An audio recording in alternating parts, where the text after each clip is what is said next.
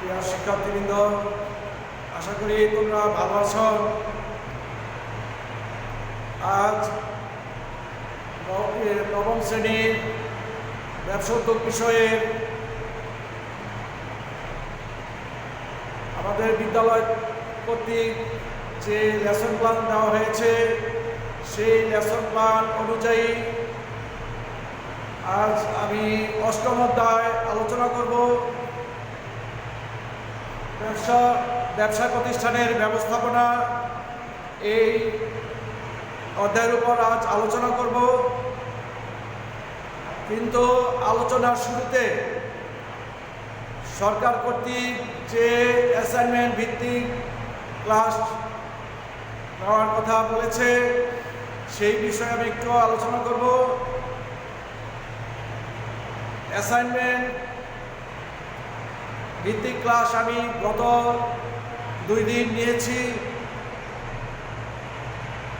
2 দিনই তোমাদের অ্যাসাইনমেন্টের কী কী লিখতে হবে সেই বিষয়ে আমি বিস্তারিত আলোচনা করেছি।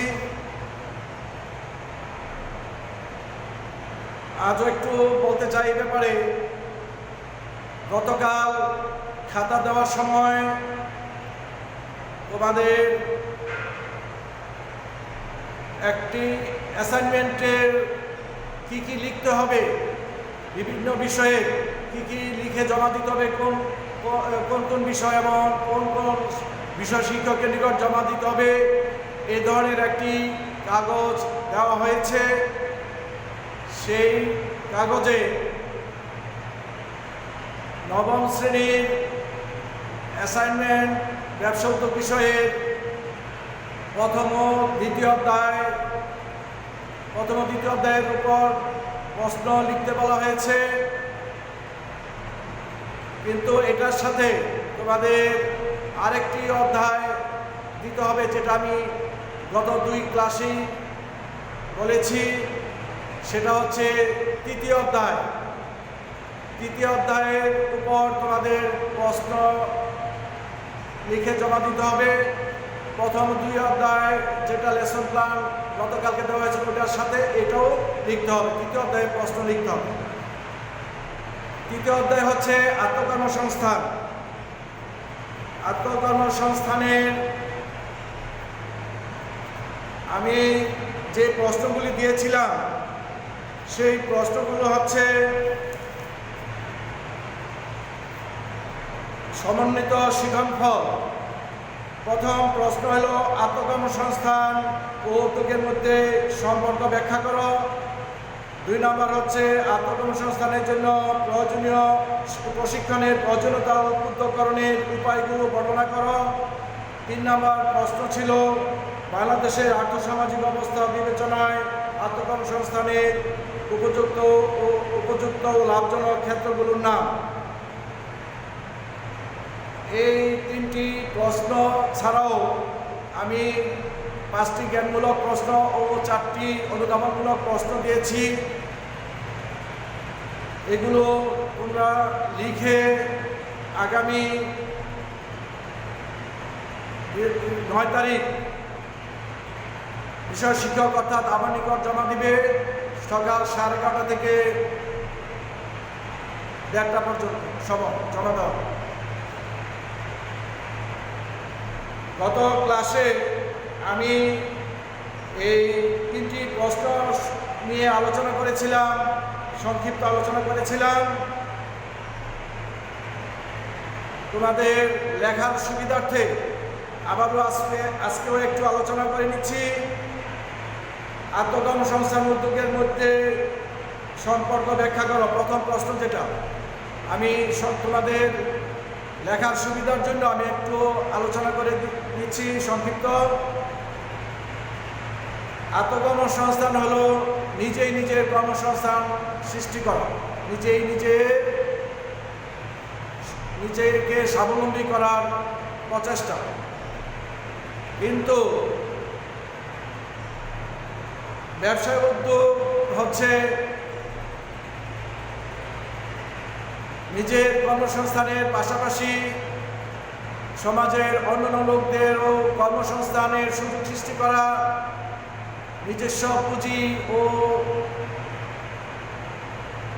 ঝুঁকি নিয়ে ব্যবসা বা শিল্প প্রতিষ্ঠান গড়ে তোলা হচ্ছে ব্যবসা উদ্যোগ। তাহলে আমরা বুঝতে পারি এই দুইটা শব্দের মধ্যে নিবিড় সম্পর্ক রয়েছে, খুবই নিবিড় সম্পর্ক রয়েছে, কিন্তু আবার দুইটার মধ্যে পার্থক্য রয়েছে। তাহলে আমরা পার্থক্যটা বুঝতে পারলাম যে আত্মকর্মসংস্থান হলো নিজের কর্মসংস্থান করা, আর ব্যবসা উদ্যোগ হলো নিজের কর্মসংস্থানের পাশাপাশি সমাজের লোকদের কর্মসংস্থানের সুযোগ সৃষ্টি করা ও ঝুঁকি নিয়ে ও স্বল্প পুঁজি নিয়ে ব্যবসা বা শিল্প প্রতিষ্ঠান গড়ে তোলা। তাহলে এই দুটার মধ্যে যেমন সম্পর্ক রয়েছে আবার পার্থক্য রয়েছে। 2 নম্বর প্রশ্ন হচ্ছে আত্মকর্মসংস্থানের জন্য প্রশিক্ষণের প্রয়োজনীয়তা ও উদ্বুদ্ধকরণীয় উপায়গুলো বর্ণনা করো।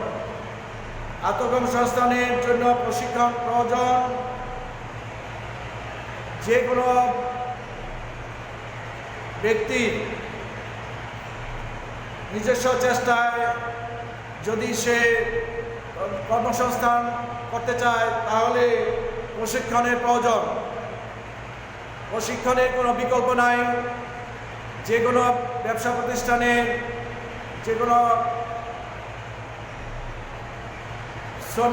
শ্রমিক বা কর্মচারী যে বিষয়ে সে কাজ করবে সেই বিষয়ের উপর তার দক্ষতা অর্জনের জন্য প্রশিক্ষণ প্রয়োজন। ছোট বড় যে কোনো প্রতিষ্ঠানে প্রশিক্ষণের প্রয়োজন। নতুন, বিশেষ করে নতুন যারা চাকরিতে নিয়োগ প্রাপ্ত হবে তাদের এই প্রশিক্ষণ আরও বেশি প্রয়োজন।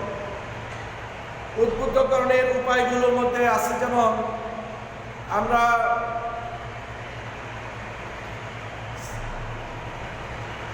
বেকার যুবক যুবতীদেরকে বোঝাতে পারি যে কোনো কাজই অসম্মানজনক নয় এবং বয়সে এখানে কোনো ব্যবধান নেই। যে কোনো বয়সের যে কোনো ব্যক্তি আত্মকর্মসংস্থানে উদ্বুদ্ধ হয়ে নিজের পায়ে দাঁড়াতে পারে, নিজের কর্মসংস্থান নিজে করতে পারে, স্বনির্ভর হতে পারে। উদ্বুদ্ধকরণের জন্য আরও উপায় আছে, যেমন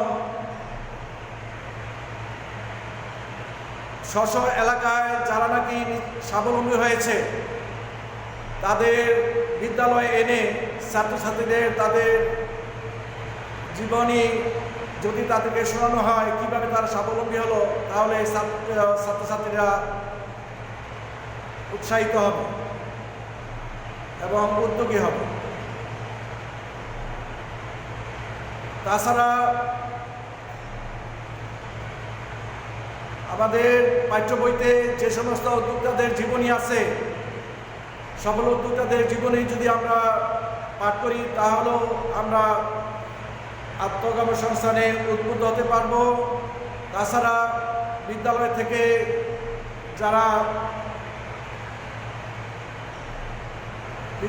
যারা পড়াশোনা করে বেরিয়ে গেছে তাদের বিদ্যালয়ে সম্বর্ধনা দিয়ে তাদের জীবন কাহিনী যদি ছাত্রছাত্রীদের শোনানো হয় তাহলেও বেকার যুবক যুবতীরা আত্মকর্মসংস্থানে উদ্বুদ্ধ হবে। তাছাড়া পাঠ্য বইতে কর্মমুখী শিক্ষার উপর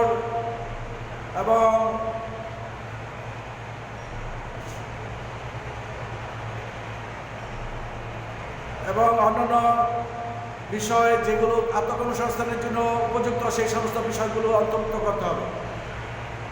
3 নম্বর প্রশ্ন হচ্ছে বাংলাদেশের আর্থসামাজিক অবস্থা বিবেচনা আত্মকর্মসংস্থানের উপযুক্ত ও লাভজনক ক্ষেত্রগুলোর নাম লিখো। তোমাদের পাঠ্য বইতে এই আত্মকর্মসংস্থান উপযুক্ত ও লাভজনক ক্ষেত্রগুলো 59টি নাম দেওয়া আছে, সেই নামগুলি এখানে লিখতে হবে। তাছাড়া বইতে আরো আছে যেমন শিক্ষণফল। গতকালকে এটা আমি উল্লেখ করেছি। তৃতীয় অধ্যায়ের আত্মকর্মসংস্থানের শিক্ষাফল আছে নিচে। আত্মকর্মসংস্থানের ধারণা ব্যাখ্যা করতে পারব। আত্মকর্মসংস্থান, আত্ম অর্থ নিজ, কর্মসংস্থান হচ্ছে কাজের সংস্থান, তাহলে নিজের কর্মসংস্থান করা হচ্ছে আত্মকর্মসংস্থান। আর পরে যে প্রশ্নগুলো আছে শিক্ষণফলের যে পরে প্রশ্নগুলো আছে, এখানে পরের প্রশ্নগুলি আমি একটু আগে আলোচনা করেছি। শেষের দুটা প্রশ্ন হচ্ছে আত্মকর্মসংস্থানের সহায়তাকারী প্রশিক্ষণ প্রতিষ্ঠানগুলোর কার্যক্রম গুরুত্ব ব্যাখ্যা করা, প্রতিষ্ঠানগুলোর কার্যক্রম গুরুত্ব ব্যাখ্যা করা, এটাও আলোচনা হয়ে গেছে। কর্মসংস্থানের উদ্বোধন উপায়গুলো বর্ণনা করো, সেটাও আলোচনা হয়েছে। তাহলে তোমরা এই প্রশ্নগুলো লিখে আগামী 9 তারিখ জমা দিবে বিষয় শিক্ষকের নিকট। এবার প্রিয় শিক্ষার্থীবৃন্দ, এবার আমাদের আলোচনা হবে অষ্টম অধ্যায়ের উপর, যেটা নাকি আমাদের বিদ্যালয় কর্তৃক যে লেসন প্ল্যান দেওয়া হয়েছে সেই লেসন প্ল্যানের উপর। অষ্টম অধ্যায় হচ্ছে ব্যবসা প্রতিষ্ঠানের ব্যবস্থাপনা। ব্যবস্থাপনা কাকে বলে? What is management? কোনো নির্দিষ্ট লক্ষ্য অর্জনের জন্য অন্যদের সামর্থ্যকে কাজে লাগিয়ে কোনো কাজ আদায় করে নেওয়ার কৌশল বা দক্ষতাকে ব্যবস্থাপনা বলে। ব্যবস্থাপনার আধুনিক ব্যবস্থাপনার জনক হচ্ছে হেনরি ফেওল। এবার আলোচনা করব ব্যবস্থাপনার 4টি বৈশিষ্ট্য নিয়ে। ব্যবস্থাপনার প্রথম বৈশিষ্ট্য হচ্ছে ব্যবস্থাপনা হলো কতগুলো কাজের ধারাবাহিক প্রক্রিয়া। ব্যবস্থাপনা এমন একটি বিষয় যে কতগুলো কাজের ধারাবাহিক প্রক্রিয়া, মানে যে কাজগুলি একটার পর একটা সম্পন্ন করতে হবে। কোন কাজটা প্রথম, কোন কাজটা দ্বিতীয়, কোন কাজটা তৃতীয়, এইভাবে কাজের যে ধারাবাহিক প্রক্রিয়া সেটা হচ্ছে ব্যবস্থাপনার ধারাবাহিক প্রক্রিয়া। এটা হলো ব্যবস্থাপনার একটা বৈশিষ্ট্য। 2 নম্বর হচ্ছে ব্যবস্থাপনার নির্ধারিত লক্ষ্য অর্জনের জন্য পরিচালিত। তাহলে ব্যবস্থাপনা পূর্ব নির্ধারিত লক্ষ্য অর্জনের জন্য পরিচালিত বলতে বোঝানো হয়েছে আমাদের পূর্বে পরিকল্পনা করে নিতে হবে আমরা কি কাজ করব এবং কিভাবে সম্পন্ন করব। এই পরিকল্পনা করে নিতে হবে পূর্বেই, এবং সেই পরিকল্পনা মাফিক আমাদের কাজ করতে হবে এবং পরিকল্পনাকে বাস্তবায়ন করতে হবে। সেটাই হচ্ছে ব্যবস্থাপনার পূর্ব নির্ধারিত লক্ষ্য অর্জনের জন্য পরিচালিত। 3 নম্বরে হচ্ছে ব্যবস্থাপনা হলো দলগত কাজ। এখানে ব্যবস্থাপনাকে দলগত কাজ বোঝানো হয়েছে। এই কারণে ব্যবস্থাপনা হচ্ছে একটি টিমওয়ার্ক। এখানে সবাই মিলে কাজ করবে, সবাই যার যার দায়িত্ব যথাযথভাবে পালন করবে, সেটাই বোঝানো হয়েছে যে দলগত কাজ। আরেকটা হচ্ছে ব্যবস্থাপনা হলো চলমান প্রক্রিয়া। চলমান প্রক্রিয়া মানে ব্যবস্থাপনার কাজ চলতে থাকবে, এটা থেমে থাকবে না, একটার পর একটা কাজ চালিয়ে যেতে হবে, সেটাই হলো চলমান প্রক্রিয়া। প্রিয় শিক্ষার্থীবৃন্দ, এবার আলোচনা করব ব্যবস্থাপনার কার্যাবলী সম্পর্কে। ব্যবস্থাপনার কার্যাবলীর মধ্যে প্রথমে আছে পরিকল্পনা প্রণয়ন। ব্যবস্থাপনায়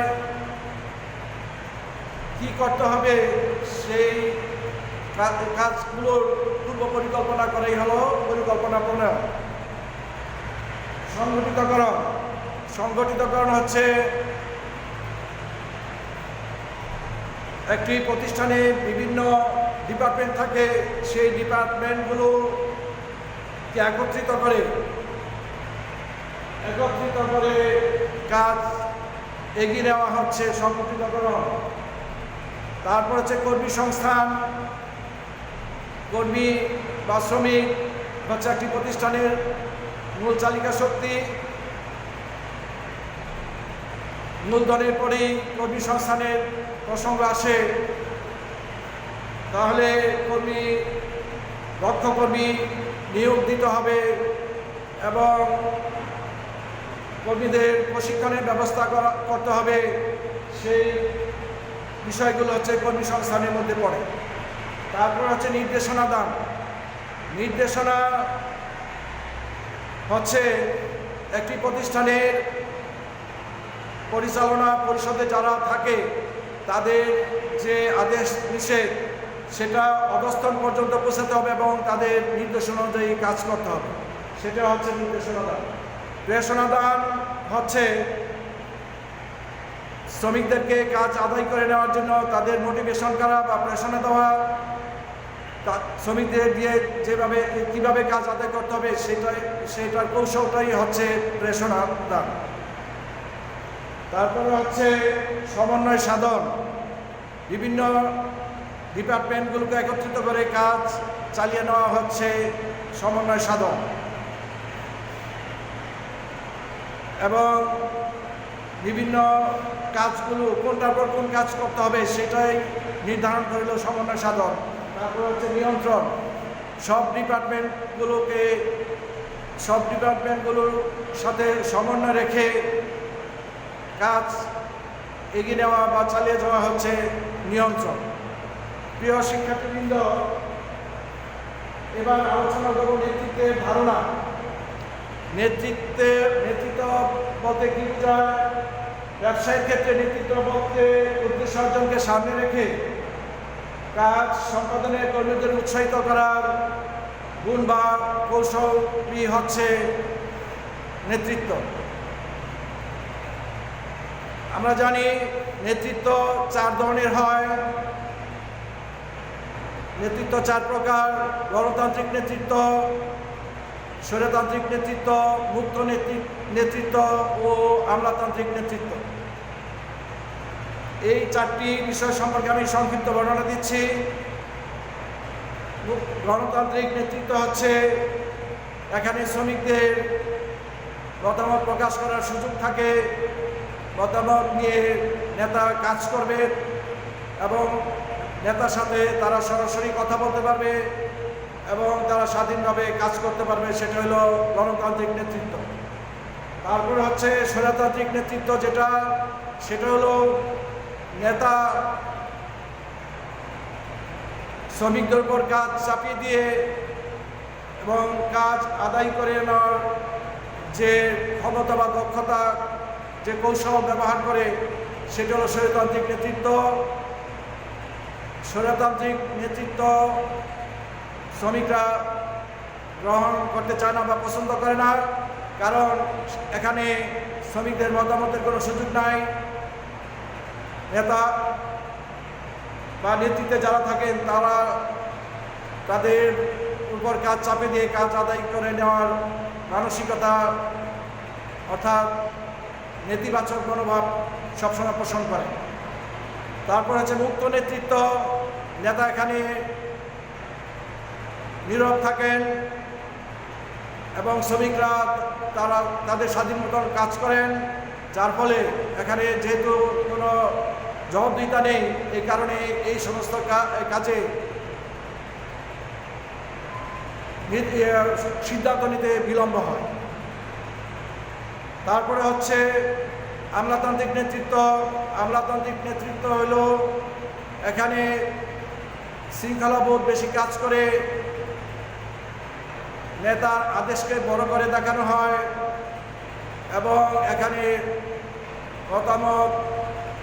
শ্রমিকদের মতামত গ্রহণ করা হয় না।